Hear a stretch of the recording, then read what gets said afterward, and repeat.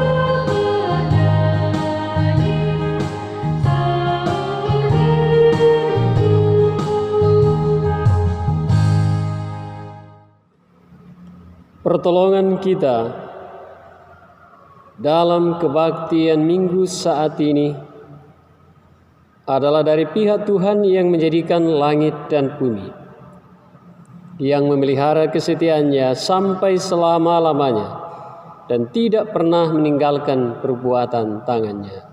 Amin.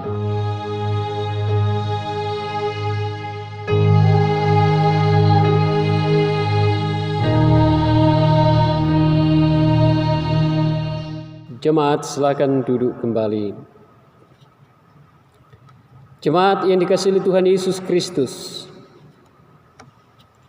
dengarkanlah firman Tuhan yang menjadi nats pembimbing kita dalam kebaktian pada pagi hari ini. Kitab Mazmur pasal 40 ayat 5 demikian dikatakan, berbahagialah orang yang menaruh kepercayaannya kepada Tuhan, yang tidak berpaling kepada orang-orang angkuh atau kepada orang-orang yang telah menyimpang kepada kebohongan. Menyambut nats pembimbing ini, kita memuji Tuhan dengan pelengkap Kidung Jemaat 255, firman-Mu kupegang selalu.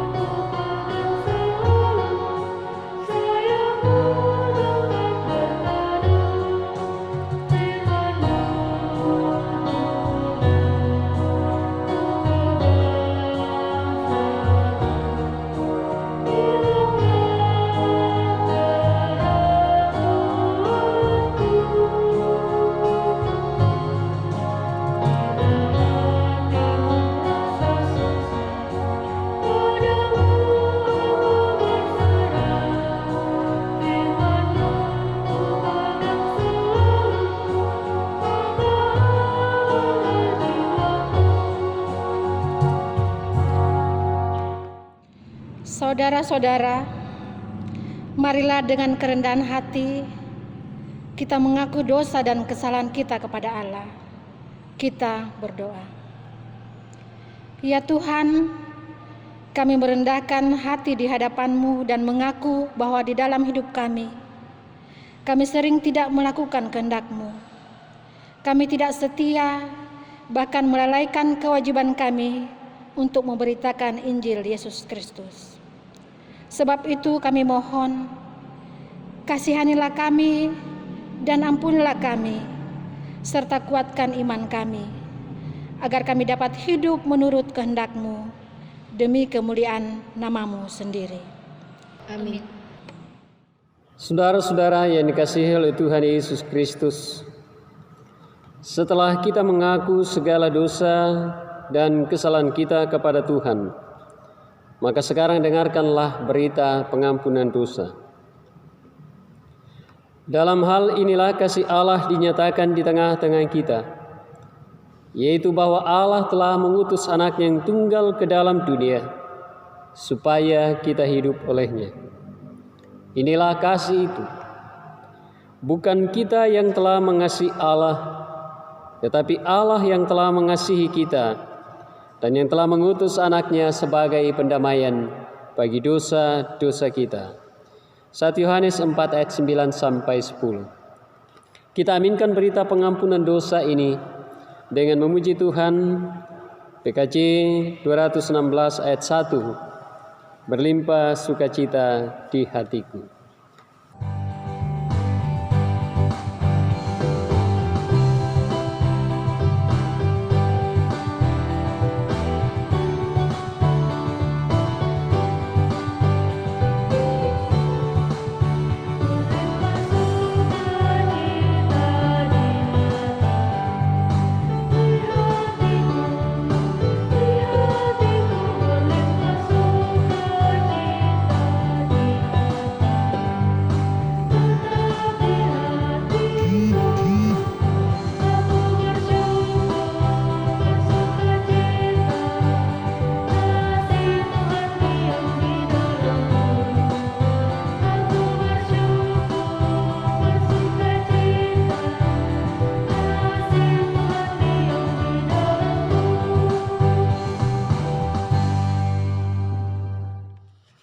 Bapak Ibu Saudara sekalian yang dikasihi Tuhan Yesus Kristus, tiba saatnya kita akan membaca dan merenungkan firman Tuhan.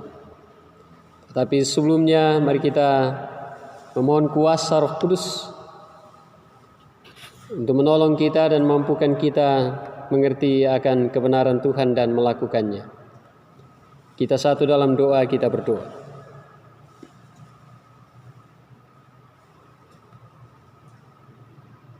Firman-Mu ya Tuhan Allah adalah kebenaran yang menghidupkan, memberikan jalan kebenaran dan hidup bagi kami semua. Tanpa firman-Mu kami tidak dapat menemukan jalan kebenaran dan hidup. Karena itu ajarlah kami dengan segala kebenaran Tuhan dalam menjalani kehidupan di tengah-tengah dunia ini. Dan biar oleh kuasa Roh Kudus memampukan kami untuk mengerti dan melakukan kehendak Tuhan. Di dalam nama Tuhan Yesus Kristus kami berdoa. Amin. Jemaat kekasih Tuhan,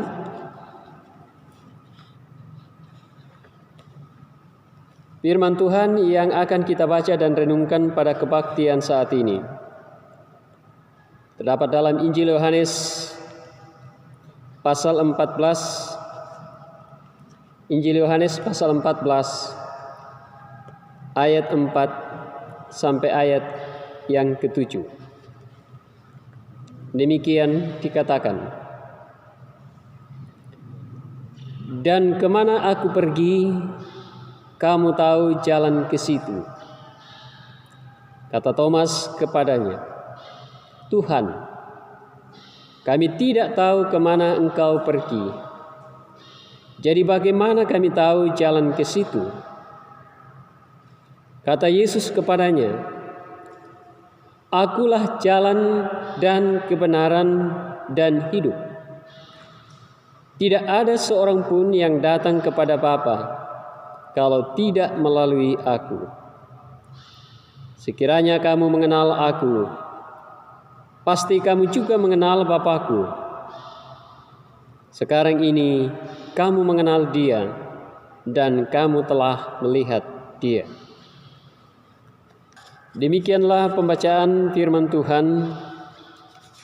Yesus berkata, yang berbahagia ialah mereka yang mendengarkan firman Allah dan memeliharanya. Haleluya.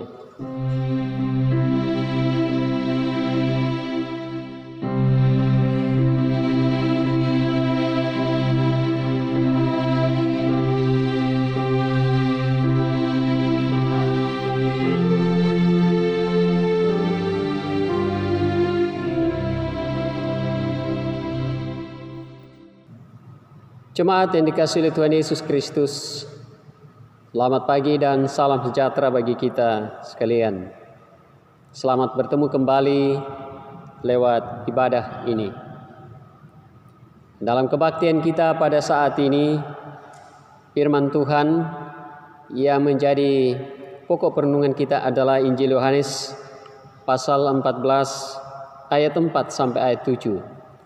Dan saya memilih secara khusus ayat yang ke-6 untuk menjadi nats renungan kita. Saudara-saudara, hari ini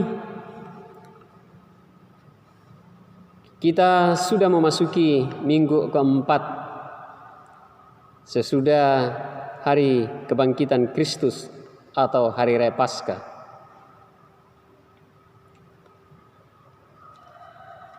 Ada sebagian orang yang berpendapat bahwa sesudah hari Paskah atau hari kebangkitan Tuhan Yesus,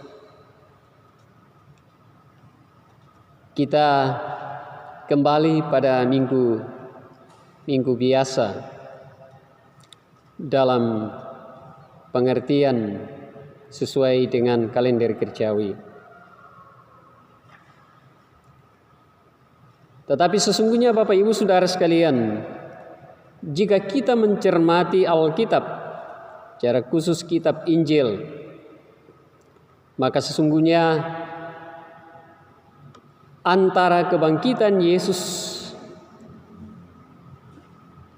dan kenaikan Tuhan Yesus ke surga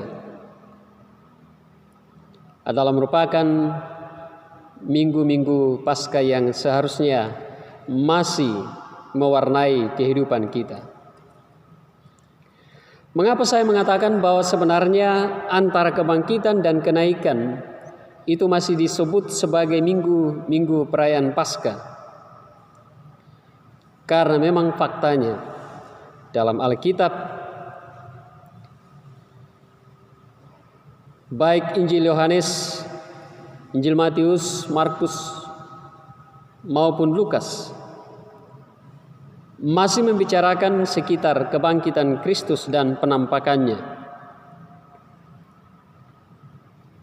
Itu dapat kita lihat atau kita baca dalam Yohanes pasal 20 sampai ayat 21, Matius pasal 28, Markus pasal 16, dan Lukas pasal 24. Tetapi baiklah saudara-saudara, kita tinggalkan hal ini dan mari kita berbicara tentang sejauh mana kita mengenal sosok Yesus Kristus yang telah menebus dosa-dosa kita lewat penderitaan dan kematiannya, dan yang telah bangkit dari antara orang mati untuk memberikan jaminan keselamatan hidup bagi saudara-saudara dan saya, bahkan bagi semua orang.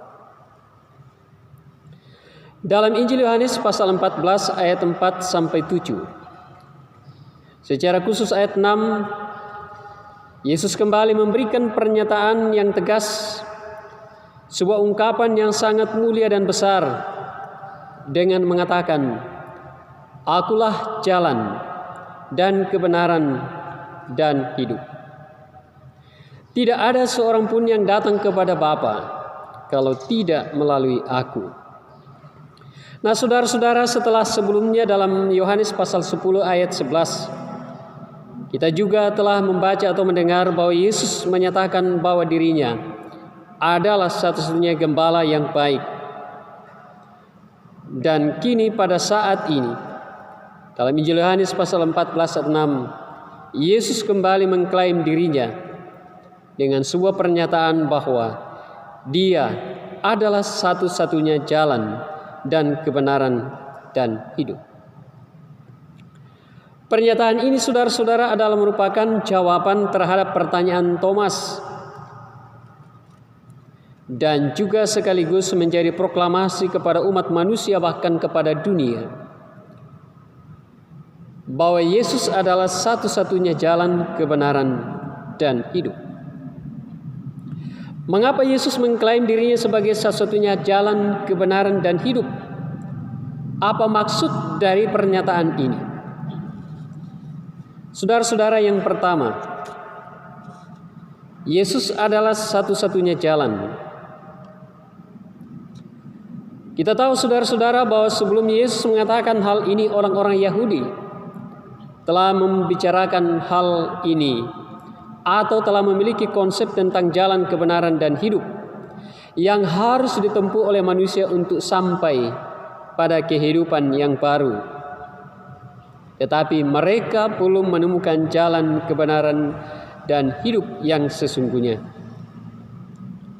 Karena itu ketika Yesus mengatakan hal itu, mereka sadar bahwa ternyata jalan dan kebenaran dan hidup yang merupakan konsep atau yang mereka bicarakan sebelum Yesus datang ke dunia ini telah ada, telah datang, dan telah memberikan kepastian kepada mereka. Dalam hal ini Yesus mengklaim dirinya sebagai satu-satunya jalan. Itu berarti bahwa untuk mencapai kehidupan yang baru atau untuk mencapai kehidupan yang kekal atau untuk dapat sampai kepada kerajaan surga, tidak ada jalan yang dapat ditempuh oleh manusia, atau tidak ada jalan yang dapat dilalui oleh manusia, atau tidak ada yang dapat memberikan jalan itu selain Yesus sendiri. Satu-satunya yang dapat memberikan jalan untuk sampai kepada kehidupan yang kekal atau untuk mencapai surga hanyalah Yesus. Karena itu Yesus mengklaim bahwa dirinya adalah satu-satunya jalan. Dan Yesus dapat membuktikan bahwa klaim terhadap dirinya bahwa Dia adalah satu-satunya jalan itu dapat dibuktikan karena Yesus memang berasal dari surga dan Dia adalah pemilik jalan itu sendiri. Yang kedua, Yesus adalah satu-satunya kebenaran. Kita tahu, saudara-saudara, bahwa sebelum Yesus datang ke dalam dunia ini ada begitu banyak nabi yang memberitakan tentang kebenaran, mengajarkan kebenaran, tetapi mereka tidak dapat menunjukkan jalan kebenaran yang sesungguhnya, atau mereka tidak dapat memberi jaminan tentang jalan kebenaran. Mereka tidak dapat menjadi kebenaran atau tidak dapat menjadi satu-satunya sumber kebenaran untuk menjalani kehidupan di tengah-tengah dunia ini. Para nabi yang memberitakan kebenaran hanya mengatakan tentang kebenaran, tetapi mereka bukanlah sumber kebenaran. Di dunia ini, saudara-saudara, ada begitu banyak orang yang merasa dirinya bermoral, mengajarkan tentang moral, mengajarkan tentang kebenaran.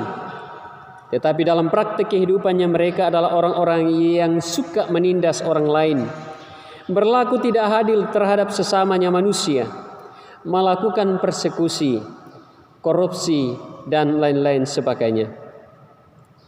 Ada orang yang mengajarkan tentang moralitas, tetapi dalam kehidupannya sehari-hari adalah merupakan orang-orang yang sombong, yang angkuh, tinggi hati.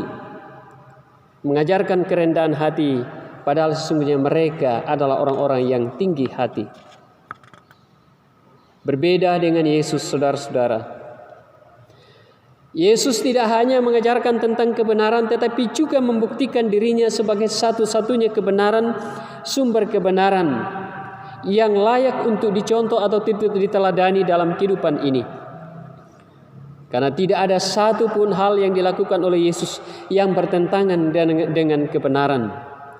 Itu sebabnya saudara-saudara, ketika Yesus ditangkap dan diadili, Pilatus dan semua orang yang menuduh Yesus sebagai pemberontak, sebagai pembangkang, sebagai penjahat, tidak dapat membuktikan bahwa Yesus adalah orang yang benar-benar melakukan kesalahan, yang melakukan hal-hal yang bertentangan dengan kebenaran. Tetapi justru kebenaran itu ada pada Yesus sendiri. Yang ketiga, Yesus adalah satu-satunya hidup. Di dunia ini, saudara-saudara, ada begitu banyak orang yang terus berjuang, memperjuangkan tentang kehidupan. Bahkan manusia mengembangkan ilmu pengetahuan dan teknologi agar supaya manusia tetap mempertahankan kehidupannya di tengah-tengah dunia ini. Tetapi apakah dengan ilmu pengetahuan dan teknologi yang manusia kembangkan itu dapat mempertahankan hidup manusia atau dapat memberikan jaminan kehidupan kekal bagi manusia? Tentu tidak, saudara-saudara, karena manusia sudah diciptakan dengan segala keterbatasan, termasuk hidup manusia di dunia ini dikuasai dengan keterbatasan. Keterbatasan itu sendiri termasuk keterbatasan hidup di dunia ini. Karena itu, untuk mencapai kehidupan yang penuh dengan kedamaian, untuk mencapai kehidupan yang kekal, untuk menikmati kehidupan yang sejahtera dan hidup kekal, itu hanya dapat kita temui di dalam Yesus Kristus. Itu sebabnya Yesus mengatakan bahwa dirinya adalah satu-satunya hidup. Artinya bahwa tidak ada seorang pun yang dapat menikmati kehidupan yang damai sejahtera.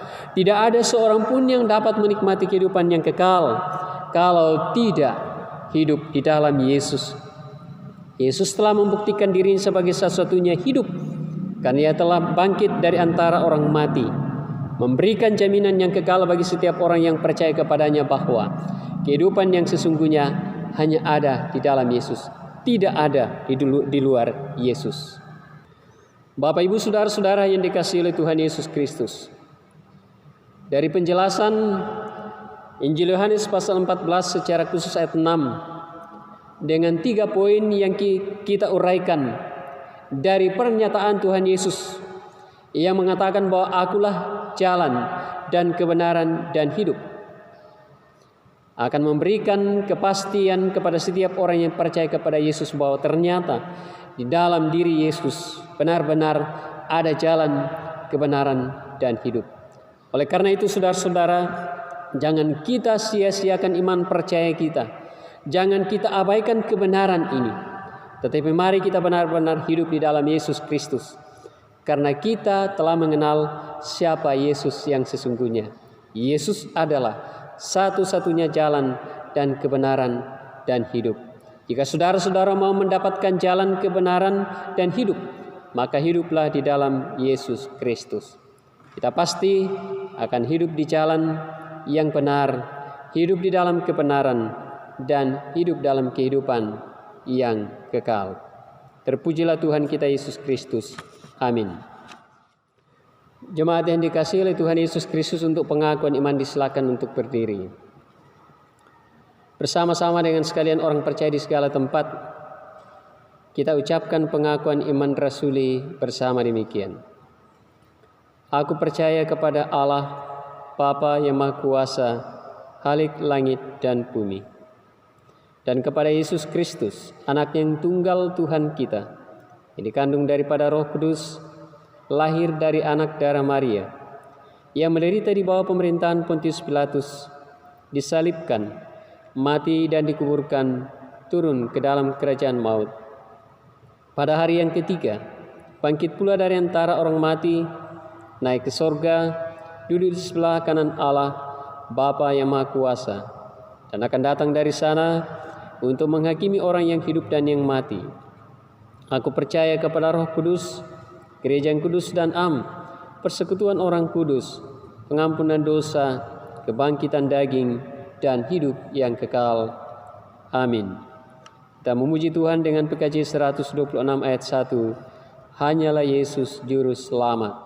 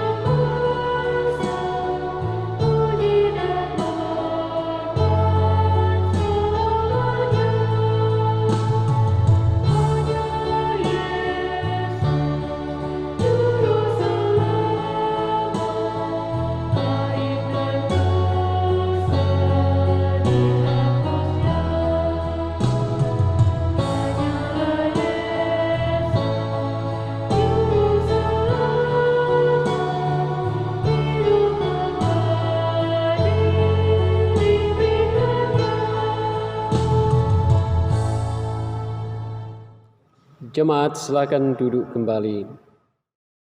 Jemaat yang diberkati Tuhan, marilah kita mempersembahkan syukur kepada Allah dengan mengingat firman Tuhan.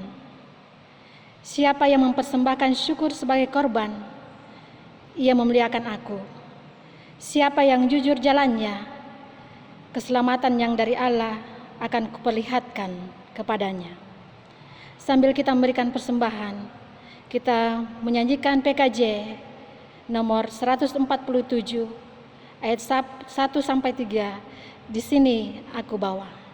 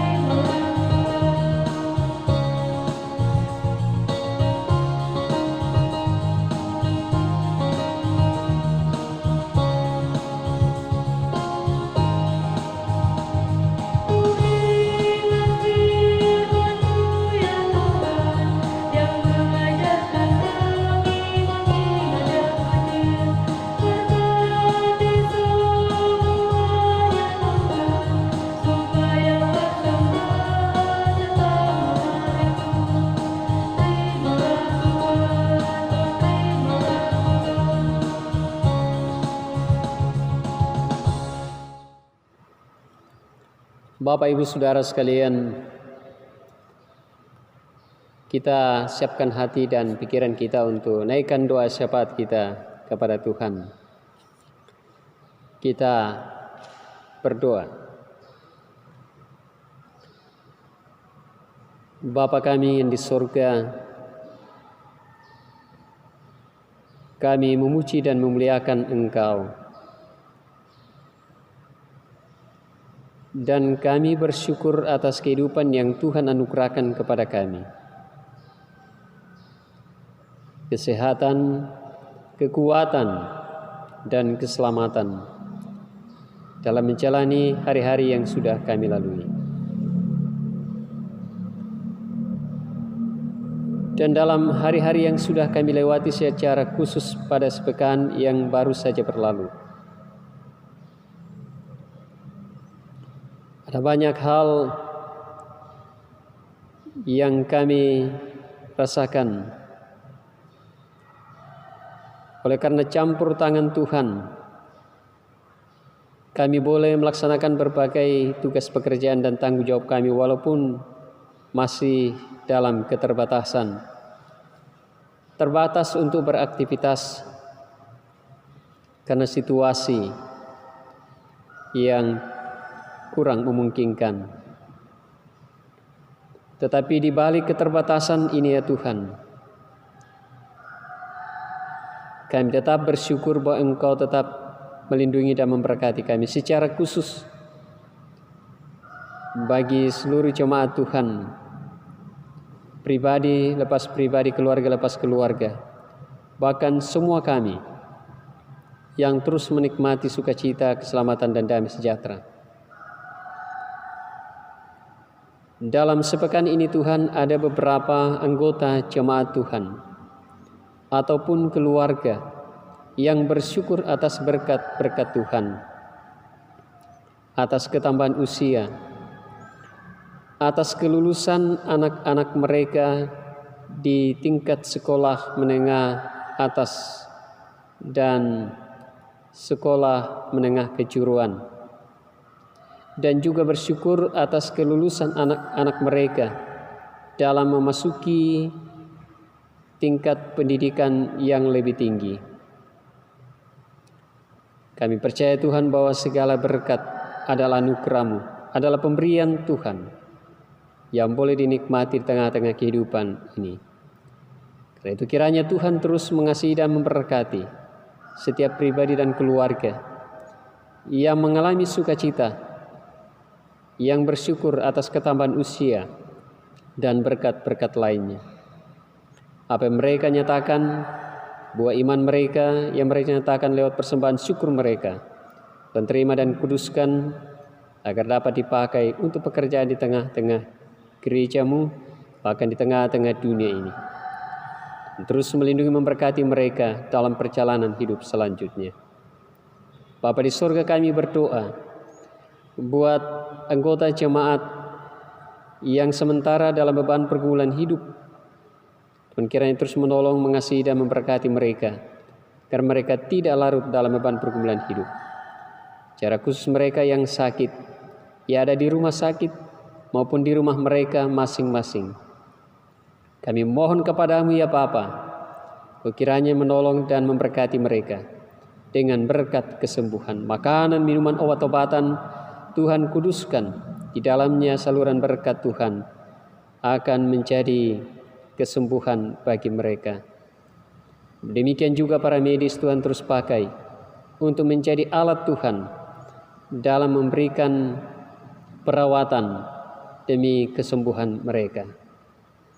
Ya Bapa di surga, demikian juga yang sementara dalam beban tugas dan tanggung jawab dalam pekerjaan yang harus tetap dikerjakan walaupun dalam situasi yang sulit. Tuhan berikan kekuatan, hikmat, kebijaksanaan, dan kemampuan serta keselamatan agar pekerjaan itu, agar segala tugas dan tanggung jawab yang dikerjakan tetap dapat dikerjakan dengan baik dan mendatangkan damai, sejahtera, serta berkat-berkat Tuhan. Berkati seluruh jemaat Tuhan, dari anak kecil sampai orang tua kami yang sudah lanjut usia. Anugerahkan kekuatan, kesehatan, hikmat, kebijaksanaan, kemampuan, agar hari-hari yang selanjutnya yang Tuhan berikan senantiasa dijalani dengan penuh damai, sejahtera, dan keselamatan. Segala rencana, tugas, pekerjaan, dan tanggung jawab usaha-usaha yang dikerjakan dan terus memberkati sehingga semuanya itu dapat dikerjakan dengan baik dan mendatangkan berkat-berkat Tuhan. Ya Bapa di surga, berkati pemerintah kami, berkati seluruh aparat yang ada, para medis yang terus berjuang, dan semua pihak yang turut mengambil bagian dalam bagaimana kami terlepas dari pergumulan bangsa dan negara kami karena pandemi COVID-19. Kami percaya Tuhan bahwa badai ini akan segera berlalu jika kami hidup dalam kebersamaan untuk mengatasi persoalan bangsa negara kami. Berkati juga seluruh gereja-Mu ya Bapa. Berkati hamba-hamba Tuhan di aras jemaat sampai di aras sinode. Ya Bapa di sorga, dalam ibadah ini kami telah memberikan persembahan syukur kami. Terimalah dan kuduskan agar dapat dipakai untuk pekerjaan di tengah-tengah gereja-Mu. Berkati kami semua yang turut mengambil bagian dalam pelayanan saat ini. Semua tim yang ada, hamba-hamba Tuhan, terus diberkati. Inilah doa syukur dan permohonan kami ya Allah, yang kami sampaikan kepadamu melalui Yesus Kristus, Tuhan dan Juru Selamat kami yang hidup. Amin. Untuk pengutusan dan berkat jemaat Tuhan disilakan untuk berdiri. Kita memuji Tuhan dengan PKJ 131 ayat 1 dan 3. Ku yakin Tuhan tuntun langkahku.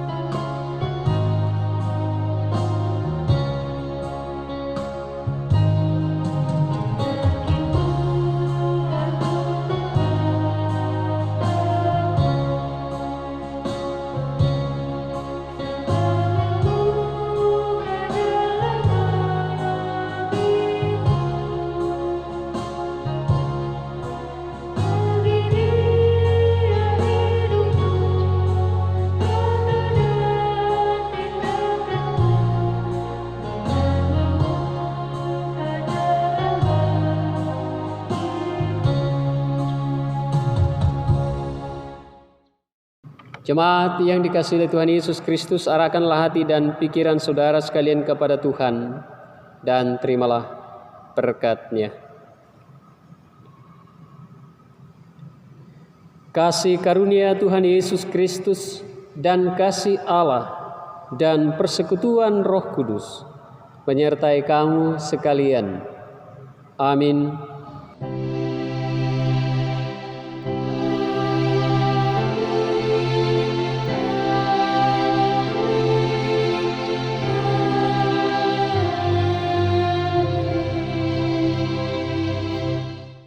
Jemaat disilakan duduk kembali.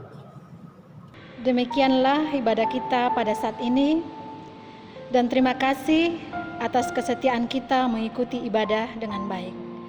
Kiranya Roh Kudus akan terus menyertai dan menuntun langkah hidup kita, sehingga kita boleh menjalani hidup ini dengan penuh sukacita, meskipun banyak pergumulan yang kita hadapi.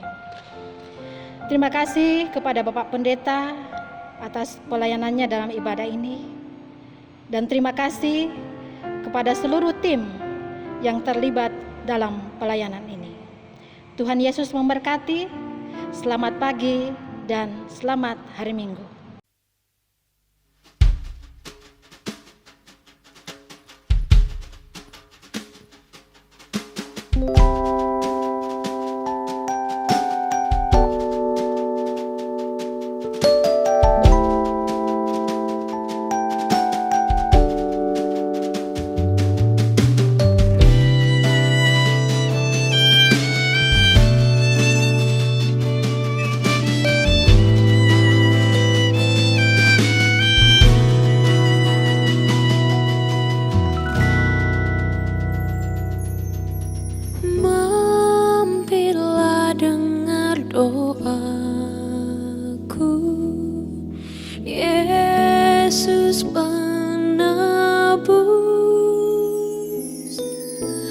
Oh